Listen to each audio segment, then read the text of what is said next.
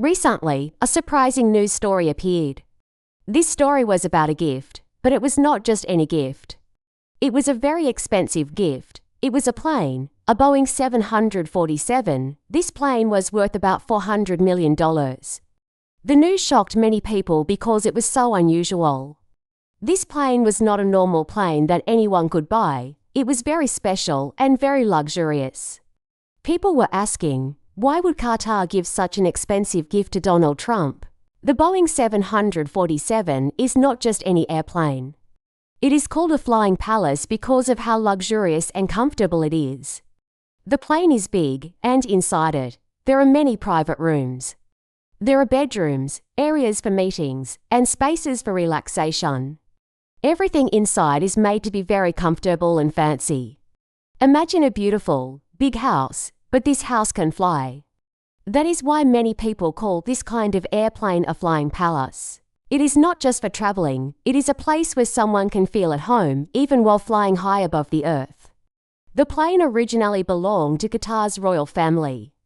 The news said that they wanted to give this plane to Donald Trump. The idea of a country giving a former president such an expensive gift raised many questions. People wanted to know why Qatar was doing this. Was it just a nice gesture? Or was there another reason behind the gift? The relationship between Qatar and the United States is very important. The two countries work together on many things, including military cooperation and efforts for peace in the Middle East. Some people thought Qatar was giving the gift to make the relationship between the two countries even stronger. However, others wondered whether it was right for Donald Trump to accept such a large gift from another country. Was it appropriate for a leader to accept such an expensive gift? Could this gift have any hidden reasons? These are questions that many people started to ask. Some believe that the gift could be a way for Qatar to gain influence over the United States. The plane was very valuable. If Qatar gave it to Trump, many wondered whether Qatar could expect something in return. Did Qatar hope to get special treatment from the United States because of this gift? The timing of the news made it even more interesting. In May 2025, Donald Trump was planning to visit Qatar. Many people thought Qatar might announce the gift during his visit. However, the officials later said that the gift would not be given during his trip. This made the story even more mysterious. People were eager to know what would happen next. Was Qatar really going to give this plane to Trump? Was it a gift just for him, or was it for something bigger? While the news about the gift was exciting, it raised many questions about how governments should interact with each other. Gifts like this one are not common. Usually, when a country gives a gift to a leader, it is something small, like a piece of art or a special book. But a gift worth $400 million is very unusual. People began to wonder whether it was good for a former president to receive something so valuable. Should there be limits to what kind of gifts a leader can accept? This story also made people think about the future. If Donald Trump accepted this gift, would it change how people see him? Would it change how people see the relationship between the United States and Qatar? Could this gift cause more problems than it solved? Some people thought that it was not just a gift. It was something that could influence political decisions. As the story continued, more people began to discuss it. Some believed that the gift was a simple and generous act. Others worried about the message it sent. Was it just a friendly gift, or was there more to it? The question still remained. Was this plane really a gift from Qatar to Trump, or was it a way for Qatar to get something in return? The news about the Boeing 747 gift to Donald Trump from Qatar was a big story. It made people think about the value of gifts, the relationships between countries, and the power of influence. Some saw it as a kind gesture, while others worried about the consequences of such a big gift. No matter what happens next, this story will remain in people's minds as a reminder of how politics, power, and gifts can sometimes be connected in unexpected ways. As soon as the news about the plane from Qatar was shared, the White House had to respond. A spokeswoman for the White House, Carolyn Leet, explained that any gift from a foreign government must follow the law. This means that every gift, no matter how big or expensive, has to be carefully checked to make sure it follows all the rules. The White House wanted to assure the public that they would not accept anything that was not completely legal.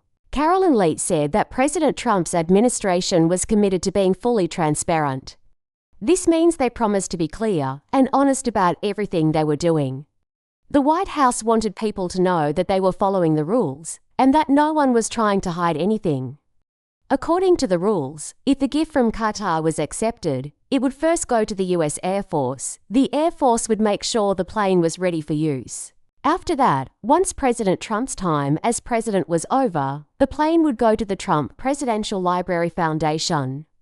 This would make the plane part of the library and not a personal gift to Donald Trump. But even though the White House explained their plan, there were still many questions.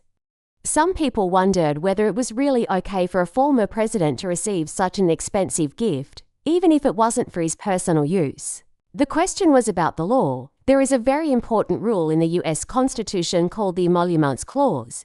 This rule says that no U.S. president or government official can accept gifts, money, or titles from foreign countries without permission from Congress. The law is meant to prevent any outside influence on American leaders. This is why some people thought that the gift from Qatar might be a problem. Lawyers for President Trump looked at the situation carefully. They believed that the gift could be accepted legally. They explained that the plane would first go to the US Air Force. The Air Force would take ownership of the plane and make sure it was ready for the president to use. After President Trump finished his time in office, the plane would be given to the Trump Presidential Library Foundation. Since the gift was not going directly to Donald Trump, the lawyers said there was no problem with it. They also said that the gift did not break any laws about bribery because it was not tied to any promises or special favors from President Trump to Qatar. However, not everyone agreed. Many people, including some legal experts, thought that the plan might still break the law. They argued that even though the plane would go to the Air Force first, it would still end up in Trump's library. The experts believe that this could be seen as a way to avoid the rules. The Emoluments Clause was created to stop foreign governments from giving gifts to US officials in exchange for favors. Some critics thought that the plan to give the plane to Trump's library might still be a way to influence his future decisions.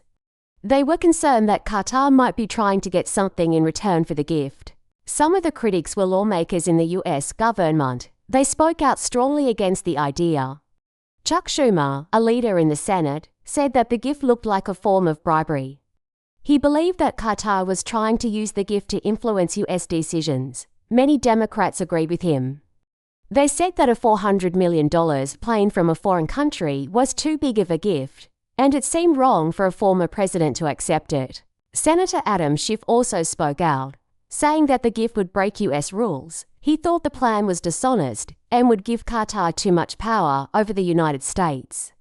There were also groups that worked to make sure that the government is honest and fair. One group, called Citizens for Responsibility and Ethics in Washington crew, said that they had never seen such an expensive gift given to a US leader before. They were worried about the Emoluments Clause and what it means for future presidents. Kathleen Clark, an expert on law, said that the plan to give the plane to the Air Force first and then to Trump's library looked like a way to avoid the rules in the Constitution.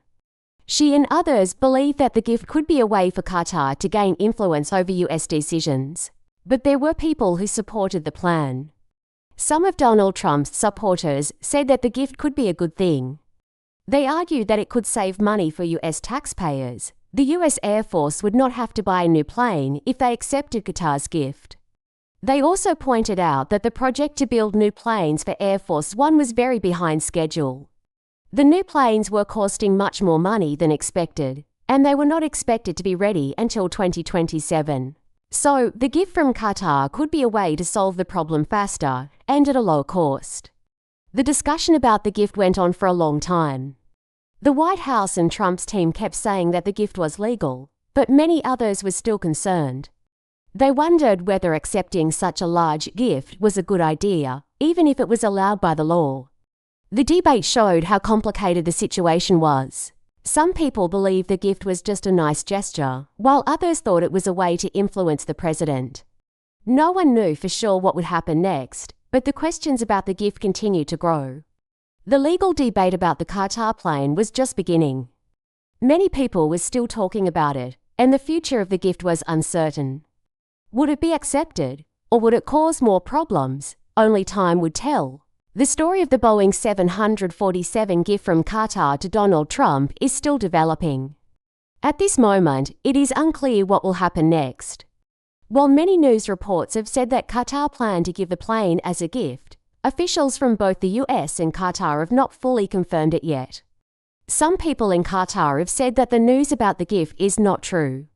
They have explained that the plane has not been officially given yet. Instead, it is still being discussed, and the decision has not been made. This means that the situation is still uncertain. There is no final answer yet about whether the plane will be given to Trump or not. Qatar's government has not officially confirmed that the gift is happening. Officials in Qatar have said that the reports about the plane being given as a gift are inaccurate. They mentioned that they were still discussing the idea, but no decision has been made. So, while the idea of giving the plane to Donald Trump is still on the table, it has not yet been decided. For now, it is important to understand that the future of the plane is still in question. The news has brought a lot of attention to this issue, but the final decision will depend on discussions between the US government and Qatar. Both sides are still considering all the legal, political, and ethical aspects of this gift. This means that we might not know for sure what will happen for some time. One important factor is the legal process. As mentioned before, there are rules about gifts from foreign governments. These rules are meant to stop any foreign country from trying to influence US leaders by giving them expensive gifts. The US Constitution has a rule called the Emoluments Clause, which says that a president cannot accept gifts from foreign governments unless Congress approves it. This rule is very important, and it is part of the ongoing discussion. Even though some lawyers believe the gift could be legal, many critics are still not sure. They're worrying that this gift could break the rules and allow a foreign country to influence US politics. The plane would need to go through many changes to become the new Air Force One. The US Air Force would have to make sure the plane was ready for use by the president. This would include adding special equipment, like security systems and communication devices. These changes are not simple. They would take a long time, possibly more than 2 years, and cost millions of dollars. These expensive upgrades would be paid for by the US Department of Defense. Some people have said that the cost and the long wait for the new Air Force One planes could make this Qatar plane a good solution. It could save money and time for the US government. However, others argue that the cost of changing the plane and making it ready for use is still very high. Even with all the discussions about the plane, some people worrying about the bigger picture. This situation is not just about a plane. It is about the relationship between the US and Qatar, and how foreign gifts could affect US politics. If the plane is accepted, it could set a new precedent for how foreign governments give gifts to US leaders. Some people believe that allowing such a big gift could lead to more foreign countries trying to influence the US government by giving expensive gifts. Another important point is what this situation says about the future of US politics. If Donald Trump becomes president again, he might try new ways to deal with foreign governments.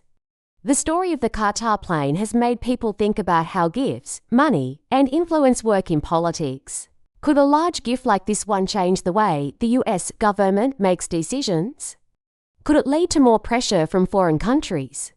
These are big questions that are still being debated. As of now, there is no clear answer. We do not know if the Qatar gift will happen or not. The discussions are ongoing, and many people are waiting to see what will happen next. What is clear, though, is that this story has raised important questions about the relationship between money, power, and politics. It has also made people think about how leaders should act when they receive gifts from foreign countries. This situation will likely continue to be in the news for some time, as officials work to make a decision.